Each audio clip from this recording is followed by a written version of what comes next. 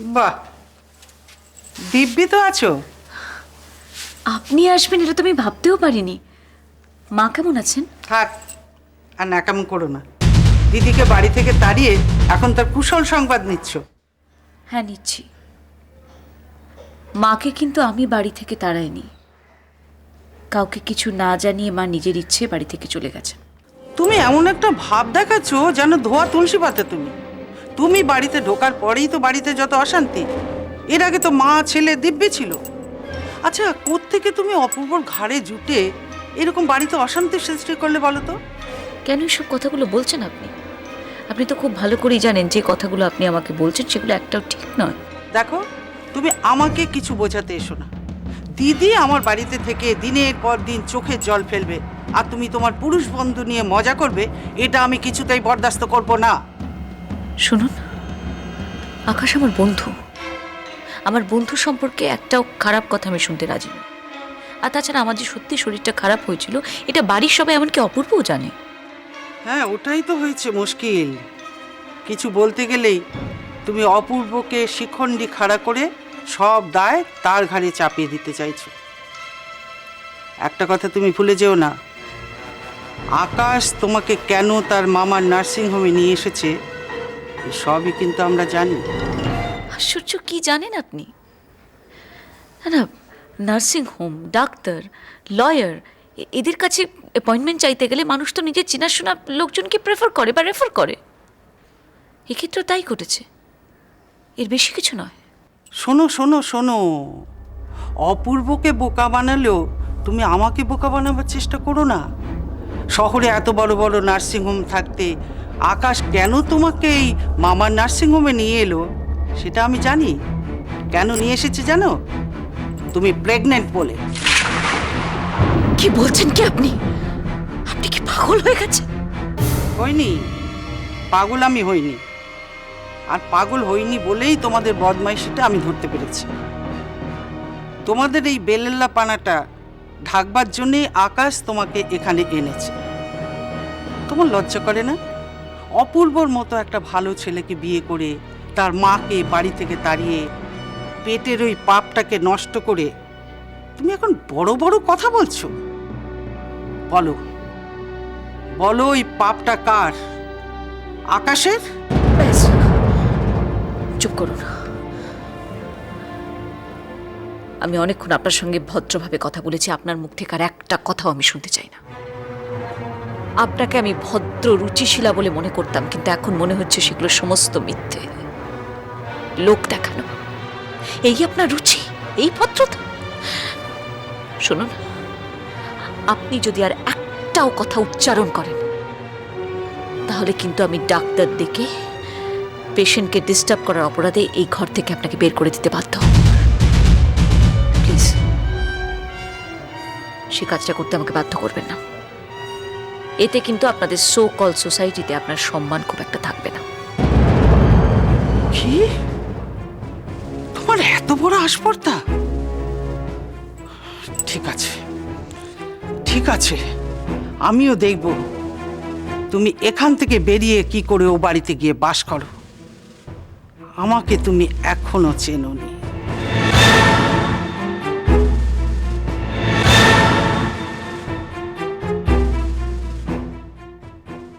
তুমি কি করে জানলে গো ওখানে শিব ঠাকুর আছে? শিব ঠাকুর তো নিজেই আমায় বলেছে। ও, ঠাকুর তোমার সাথে কথা বলে? আচ্ছা, রুমি কোথায় গেল? ও তো তোমাদের সাথেই ছিল। রুমি রুমি নীরু বৌদির ঘরে গেছে। নীরু বৌদির তো শরীর খারাপ। আচ্ছা, শিব ঠাকুর পুজো করলে কি দিদুন সেরে যাবে? তুমি তাই জন্যে শিব ঠাকুরের পুজো করছো না? দিদিন ছেড়ে যাবে তো? শিব ঠাকুরের পুজো করলে সব কিছু ভালো হবে, সব।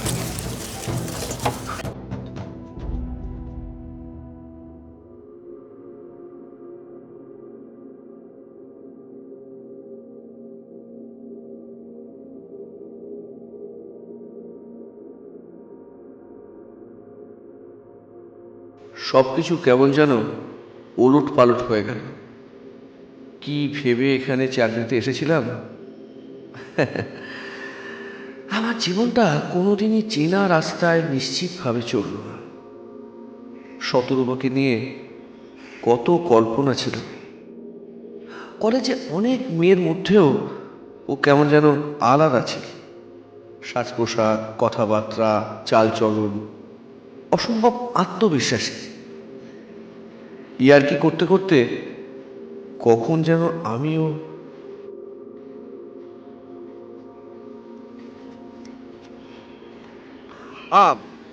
একটা কোল্ড ড্রিঙ্ক।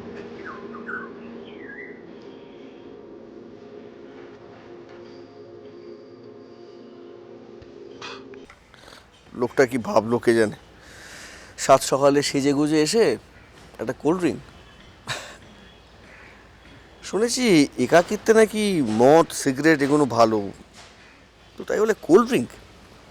যাকে বসার একটা বাহানা তো দরকার, যে যা ভাবে ভাবুক।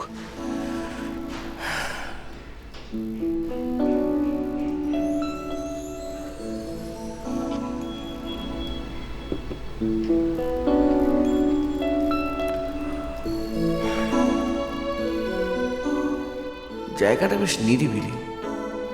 এখন যদি শতরূপা থাকতো তাহলে আমি স্বার্থপরের মতো শুধু নিজের কথাই ভাবছি কেন? শতরূপার জীবনে যে বিপদ এসেছে, আমার তো বন্ধু হিসেবে সেটা সমাধান করা উচিত। আচ্ছা, অপূর্বকে বলবো? না না না না, সেটা বোধহয় অনধিকার চর্চা হয়ে যাবে। তাহলে আচ্ছা, ওই যে কি জানো, চিনি মাসি। আচ্ছা, উনি কি মামার সঙ্গে দেখা করেছিলেন?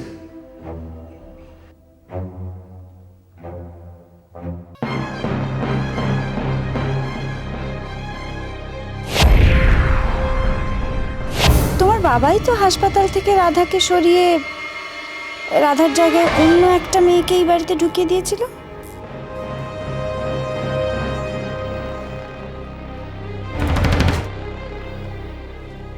আয়না এত কথা কি করে জানলো?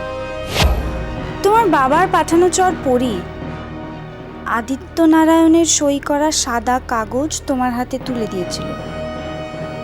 এটাও কি মিথ্যে? কে আয়না? পুলিশের চর নয় তো? কিন্তু পুলিশ এতগুলো গোপন কথা কি করে জানবে? তাহলে কি পড়ি আবার কোনো চিঠি লিখে পুলিশকে এই কথাগুলো জানিয়েছে? আর তারপরেই পুলিশ আয়নাকে পাঠিয়েছে তদন্ত করার জন্য।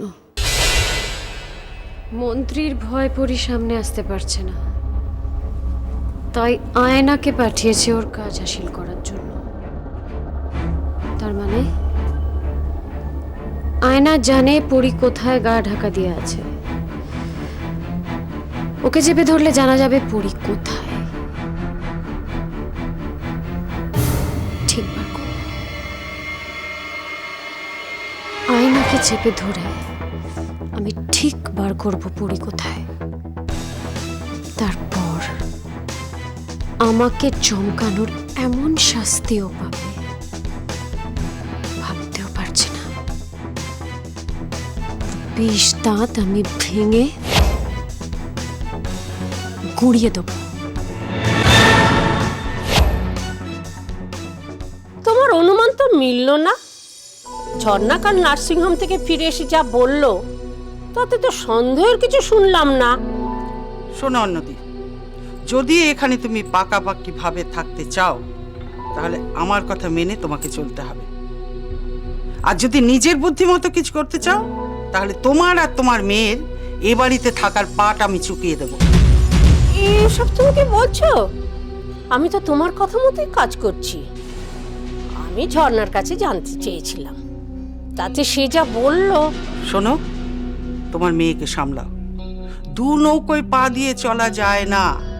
নার্সিংহোমে ওই আকাশ ছেলেটার সঙ্গে কি ঠলাঠলি, আবার এদিকে অপূর্বর সঙ্গে মাখামাখি। এ কিন্তু আমি কিছুতেই বরদাস্ত করব না। কি হয়েছে না হয়েছে সব ভুলে গিয়ে শতরূপাকে এ বাড়ি থেকে তাড়াবার ব্যবস্থা করো। তাহলে তোমাদের খাওয়া পড়ার ব্যবস্থা আমি কিন্তু করব, আর নইলে আমি এ কি আপনাদের দেখে মনে হচ্ছে আমাকে হঠাৎ করে দেখে আপনারা বেশ চমকে গেছেন। না কি জানেন, হঠাৎ করে ছুটি হয়ে গেল তো তাই বাড়ি চলে এলাম। এসো এসো, মানে তেমন তো জানা ছিল না। বসো বসো। না না বসবো না, আপনি বরঞ্চ এই ব্যাগটা একটু ধরুন, এর মধ্যে ইম্পর্টেন্ট কাগজপত্র আছে, ওষুধপত্র আছে, কেমন? কিন্তু অপূর্ব কোথায়? ও যে বলে গেল নার্সিং হোমে যাচ্ছে। সে কি, ওকে তো ওখানে দেখলাম না আমরা। আমার মনে হয় বোধহয় পথে কোথাও আটকে পড়েছে। আসলে বাড়ি আসবো বলে এমন ব্যতিব্যস্ত শুরু করে দিল না, তাই সকাল সকাল নিয়ে চলে এলাম। ও অপূর্ব যাওয়া পর্যন্ত অপেক্ষা করতে পারলে না, তাই না? বস। না আজকে আর বসবো না, আজকে একটু তাড়া আছে, আমি পরে আবার আসবো।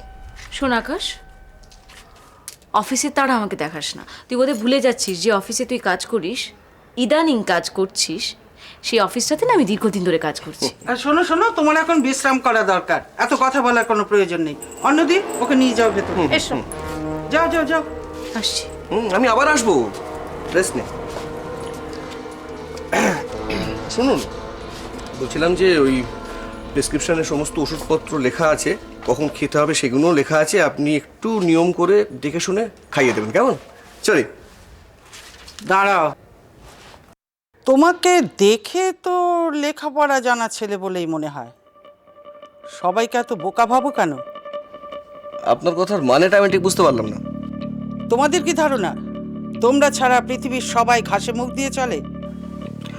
আপনার পরিচয়? আমি অপূর্বর মাসি, চিনি মাসি। মিলল না। মানে? মানে ওই নামের সঙ্গে চরিত্র। কথা ঘোরাবার চেষ্টা করো না। আমি জানতে পেরেছি তুমি শতরূপাকে তোমার মামার নার্সিংহোমে নিয়ে গিয়েছিলে। ছি ছি ছি ছি, এতটা পাপ কাজ করতে তোমাদের এতটুকু বাঁধলো না?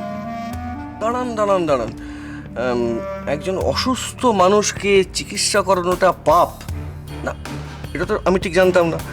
আর যদি অপূর্ব কথাই বলেন, না সে অন্তত এটাকে পাপ বলে মনে করে না।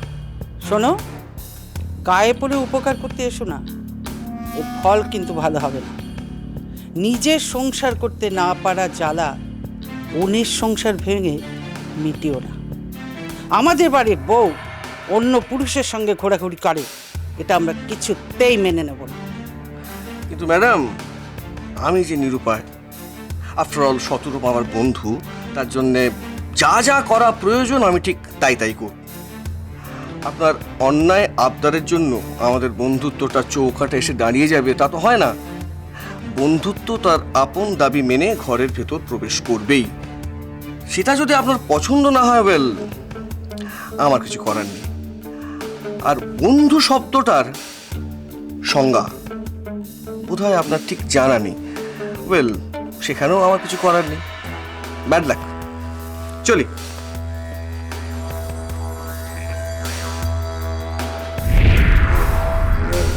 মুখে মুখে কথা বলে গেল, তবে কি ওর মামা আমার মতো ওকেও সব কথা বলে দিয়েছে?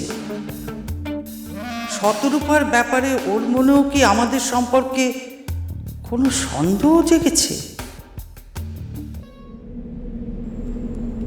কে আমি? কি আমার পরিচয়?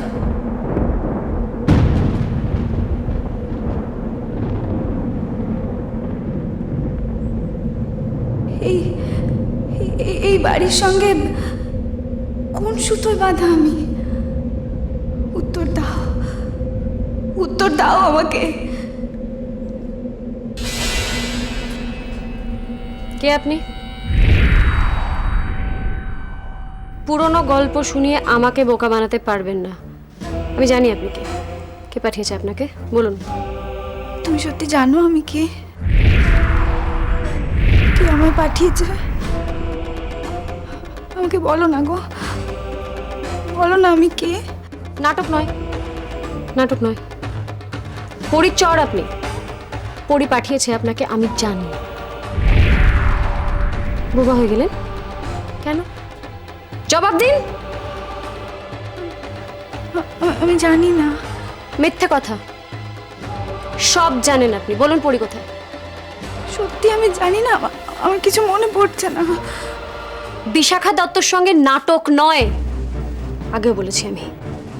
আমি খুব ভালো করে জানি যে আপনি সব জানেন, এবং আমি এটা জানি যে পরি আড়ালে থেকে আপনাকে দিয়ে ওর কাজ হাসিল করানোর চেষ্টা করছে। কোথায় পরি বলুন আমাকে, শেষ করে দেবো কিন্তু আমি, না হলে আপনাকে।